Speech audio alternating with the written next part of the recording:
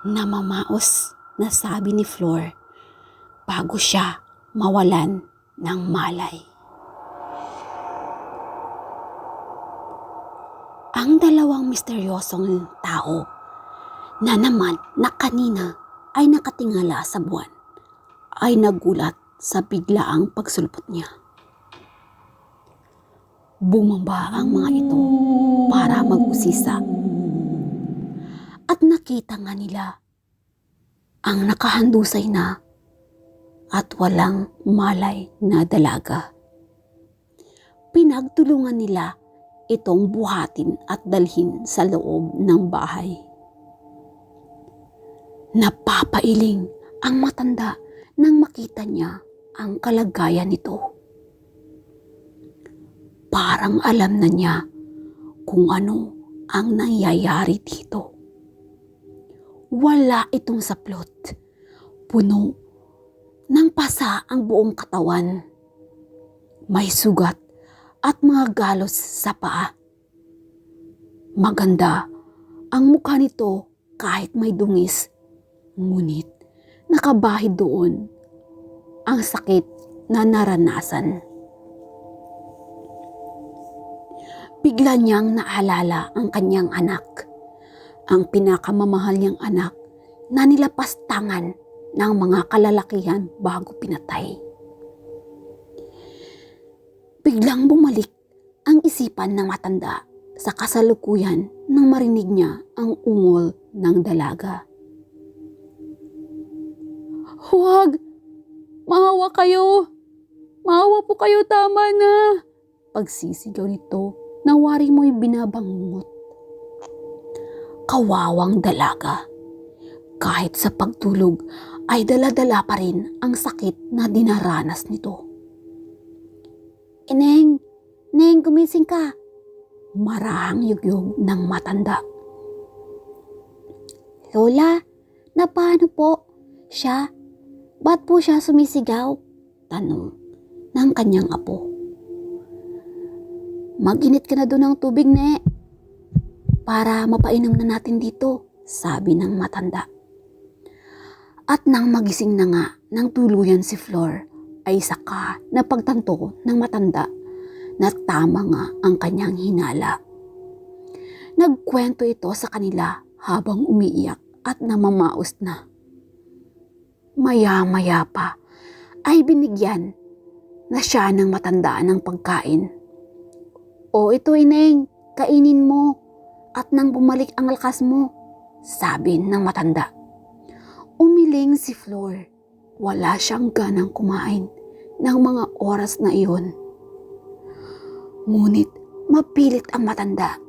"Kumain ka, sundin mo ako," sabi nito at bahagyang nanlisik ang mga mata. Biglang natakot si Flor dito kung kaya wala na siyang magawa kundi pinilit ang sariling kumain. Nakita niya at nalasahan na parang kakaiba ang pagkain pinakain sa kanya sa mga sandaling iyon. Parang walang lasa iyon. Ngunit di na niya pinansin pa dahil nakita pa rin niya ang nanlilisik na mga mata ng matanda habang nakatingin ito sa kanya. Habang kumakain si Flor ay bigla niyang muli naalala ang kanyang ina. Ang mga panghahalay at pangbababoy sa kanila. Habang kumakain ay tumutulo ang mga luha sa mata ni Flor. Parang di pa rin siya makapaniwala. Ni sa hinagap ay di niya naisip na mangyayari iyon sa kanyang pamilya. "Ipaghihiganti ko kayo, Mom, Dad. Magbabayad silang lahat sa akin," pangako ni Flor sa sarili. Napailing-iling na lang ang matanda habang nakatingin sa kanya. Di na niya alam kung anong oras na. Pero sa palagay niya ay dapat hapon na iyon. Isang araw na pala siya sa loob ng gubat. Mga ilang sandali pa, siyang nagmukmok sa isang tabi nang makaramdam siya ng pananakit ng kanyang tiyan. Wari hinahalukay ang kanyang sikmura. Ah! Ah! Napabaluktot siya sa sakit. Pinagpapawisan siya sa sakit ng kanyang tiyan. Parang kinakalmot na talaga ang kaloob-looban niyon. Nakita niya na napalapit sa kanya ang maglola. La, ano pong nangyari sa kanya? Tanong nito sa matanda. Apo, masarap sana siyang pagkain natin ngayon. Kaya lang, naalala ko sa kanya ang mama mo, apo. Katulad sila ng sinapit. Mabuti na lang at matatag yang batang yan. Di kaagad namatay. Tulungan natin siya, apo, sabi pa ng matanda sa apo nito. At bumaling ulit ito kay Flor. Magpakatatag ka. Tiisin mo lang ang naramdaman mo ngayon. Malaki ang maitutulong niyan sa'yo sa binabalak mong paghihiganti. Kaya tiisin mo lang, sabi pa nito kay Flor. Walang naintindihan si Flor sa mga sinasabi nito. Bukod kasi sa lubang napakasakit na ng kanyang tiyan, ay umiikot na rin ang kanyang paningin. Ang sama-sama ng kanyang pakiramdam. Nag-aapoy na siya sa init. Ramdam na ramdam niya na mainit ang kanyang katawan. Dahan-dahang nanghihina si Flor hanggang sa tuluyan na lang siya mawalan ng malay. Nang magising si Flor ay maliwanag na ang paligid. Nakapagtataka pero magaan na rin ang kanyang pakiramdam. Ang pananakit ng kanyang katawan ay wala na rin. Nang makakita siya ng matanda na gumising na ay ngumiti ito sa kanya. Kumusta na ang pakiramdam mo, Ineng? Tanong nito. Okay naman na ho. Maraming salamat sa pagtulong niyo sa akin, sabi ni Flor dito. At nang araw nga na iyon ay ipinagtapat ng matanda sa kanya ang lahat-lahat. Neng, Dita na lang ang itawag mo sa akin. Dita ang pangalan ko. At ito naman, ang maganda kong apo ay si Sally. Matagal na kaming naninirahan dito sa gubat. Ang anak ko na nanay ni Sally ay namatay na. Tulad rin ng sinapit mo, ang sinapit niya. Matswerte ka nga kasi dahil nagawa mo pa rin mabuhay, kaya kita tinulungan dahil nakikita ko sa iyo ang anak ko. Di ka ba nagtataka kung bakit bumuti na kaagad ang pakiramdam mo sa mga pasamo sa katawan? Flor, isa ka ng aswang tulad namin ni Sally. Alam ko na kailangan mo iyan para sa iyong paghihiganti. Ineng, nak, tuturuan kita sa lahat ng nalalaman ko. Dahil sa hangarin ko noon na ipaghiganti ang aking anak, ay marami akong natutunan na mga kakayahan at ituturo ko yon lahat sa iyo. Kung gusto mong dumito muna, habang nag-iinsayo pa, ay maluwag naman ang aming bahay. Maluwag namang tinanggap ni Flor ang kanyang kakaibang katauhan ngayon. Kahit papano, malaki ang utang na loob niya kay Nanay Dita. Itinuring na siya nitong parang anak. Binilhan pa siya ni Nay Dita ng mga damit na masusuot. Sa unang mga araw ay nahihirapan si Flor. Di siya sanay sa kanyang sarili ngayon. Ngunit kapag naalala niya ang sinapit nila ng kanyang pamilya, ay lumalakas ang kanyang loob. Kailangan niyang matutunan ang lahat-lahat ng itinuro sa kanya ni Nanay Dita. Habang dumadaan ang mga araw, ay naramdaman na ni Flor na mas lalo pa siyang tumatatag. Mas lalo pa siyang lumalakas. Marunong na rin siyang magkatawang hayop kahit anong oras na gustuhin niya. Malaking tulong iyon para sa kanya. Makalipas ang isang linggo, ay binalak na balikan ni Flor ang lugar na kung saan hinalay sila ng kanyang ina. Pero bigo si Flor dahil wala siyang nadatnan doon. Ngunit hindi siya nawalan ng pag-asa. Araw-araw siyang bumibisita sa lugar na iyon. Ngunit mga ilang araw na ay wala pa rin siyang balita. Nainip na si Flor, kailangan na niyang kumilos. Nagpaalam siya kay Naydita at kay Sally na luluwas na ng Maynila. Ayaw pa sana siyang payagan ni Naydita dahil di pa siya masyadong sanay at baka mapahamak siya. Ngunit buo na ang kanyang pasya. Dumaan muna siya sa warehouse na iyon. Nagbabaka sakali. Laking tuwa niya nang makita ang dalawang mga hayop na bumaboy sa kanila. Tandang-tanda pa niya ang pagmumukha nila. Bit-bit nila ang sako na kung ano yun, papasok sa loob ng warehouse. Napangisi si Flor. Mabilis siyang nagplano sa dapat niyang gawin. Tumawa siya ng malakas. Wah! Ha? Sino yun? Napalingalinga ang dalawa. Nagulat ang mga ito. Narinig mo ba yun, Bunso? Tanong nito sa kasama. Oo, pre. Sino kaya yun? Baka multo yun, pre. Sabi pa nito, pero napaaray na lang ng binatukan ng kasama.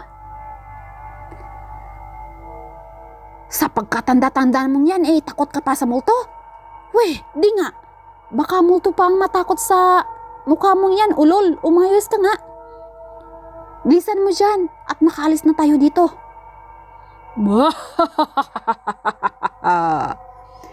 Pre, sabi ko sa'yo, may multo talaga.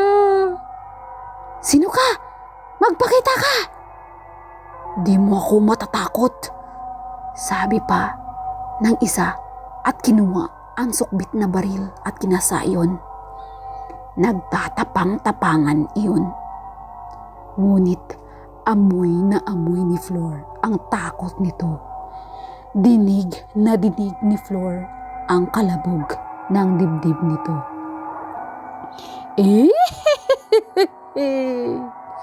Mas lalo pa siyang natatakam. Sa unang pagkakataon ay makatikim siya ng puso ng tao. Dahan-dahang nag-iba ng anyo si Flor. Isang ahas. Gumapang siya patungo sa kinaroroonan ng mga ito. Dahan-dahang lumapit sa lalaking nakatalikod at nanginginig. Nilingkis niya ang katawan dito. Mabilis na sinakmal ang leeg. Nang makita ito ng kasama, ay di pa ito nakapag-isip at pinaputukan kaagad, dahilan para tamaan sa dibdib. Oops! Bobo! Sabi ni Flor at biglang nawala. Parang napako sa kinakatayuan ng lalaki. Nalaki ang mga mata nito. Kitang-kita nito ang mapupulang mata ng ahas na iyon. Dinig na dinig nito ang sinabi at ang tawa nito bago mawala na parang bula. Nababaliw na yata ako. Pre, hoy! Huwag kang mamatay! Tinakbo nito ang kanyang kasama at tinapik-tapik iyon sa pisngi. Sa nakita niyang sugat nito sa dibdib, ay sigurado siyang patay na ito. Sugat na siya ang may gawa. Halimaw! Nasaan ka? Magpakita ka! Sabi nito at nagpapaputok sa paligid.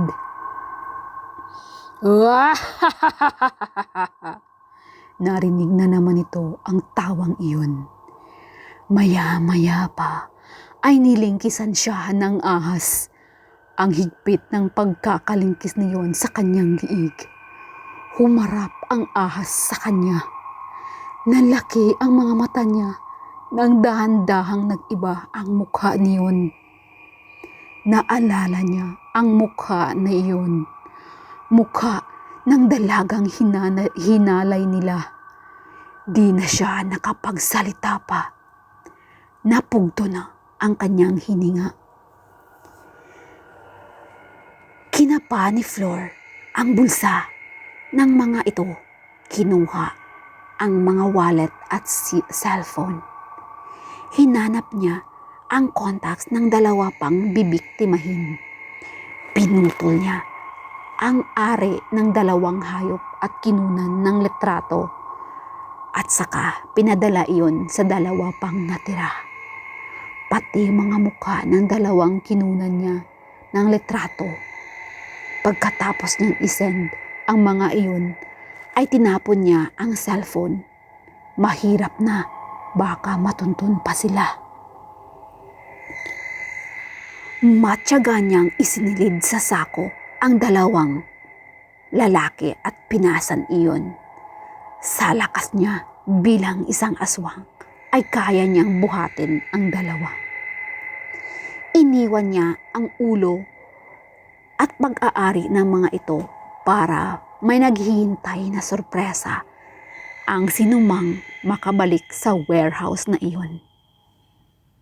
Ngiting-ngiti siya habang binabagtas ang daan papasok sa loob ng gubat. Nakaganti na siya sa dalawa. May pasalubong pa siya kay Nanay Dita at kay Sally. Tuwang-tuwa naman ang dalawa sa dala ni Flor. Mga ilang linggo rin bago maubos ang mga iyon. Ang perang nakuha niya sa wallet ng dalawang gunggong ay pinabili niya kay Nanay Dita ng cellphone. Gagamitin niya iyon sa pagtuntun ng iba pang balak niyang gantihan. Medyo gumaan na rin ang pakiramdam ni Flor. Pero hindi pa iyon sapat. Wala pa iyon sa kalahati sa kanyang paghiganti.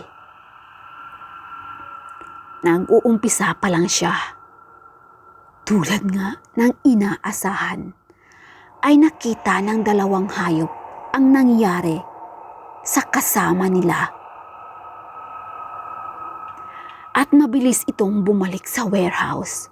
Ang akala ng mga ito ay prank lang ang mga iyon. At yun ang laking pagkakamali nila. Pagpasok pa lang nila sa warehouse, ay sumalubong na kaagad sa kanila ang nakasulasok na amoy. Nasusuka pa nga ang isa sa mga iyon at nagtatabon ng ilong.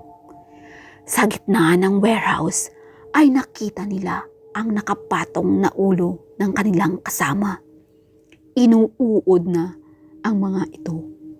Natutuklap na ang balat at naaagnas. Nahuhulog na rin pati ang mga mata. Pre, sino kaya ang gumawa nito? Tanong nito sa kasama.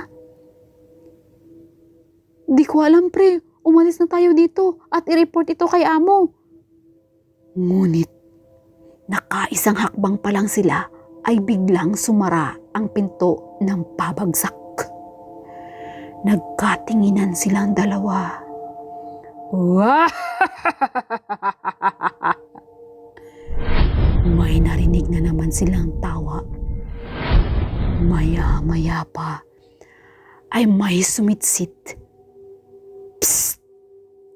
Nang tumingin sila sa itaas ay napasigaw sila sa gulat sa kanilang nakita.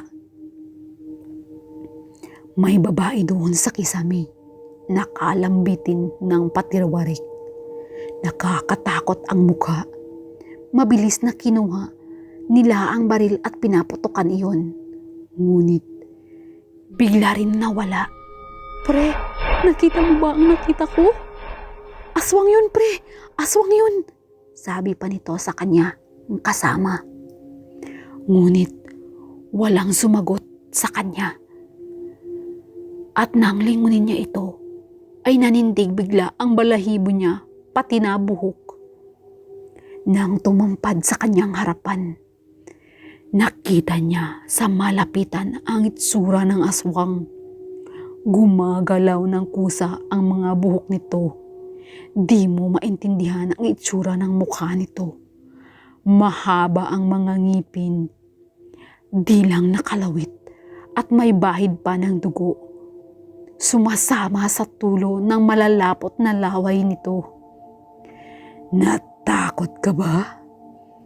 Parang di ako makapaniwala na isa kang halang na kaluluwa.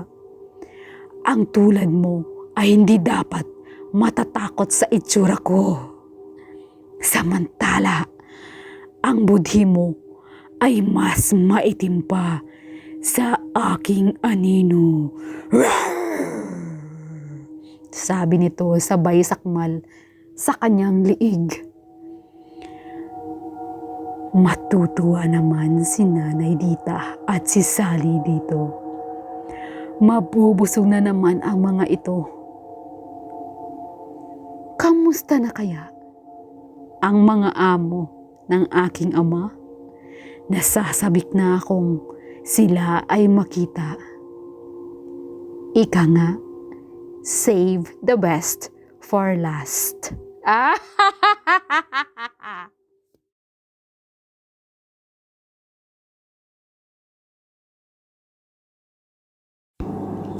Kung gusto niyo pong mapakinggan ang iba pa nating mga kwento, just click our logo, share Dear Sal, at saka click niyo po ito sa taas ang playlist. At dito niyo po makikita ang lahat ng ating mga kwentong tapos na ang basahin. Sana po mag-enjoy kayo sa ating mga kwento at sana po mag-subscribe na rin kayo sa ating channel. Maraming salamat po sa inyong lahat.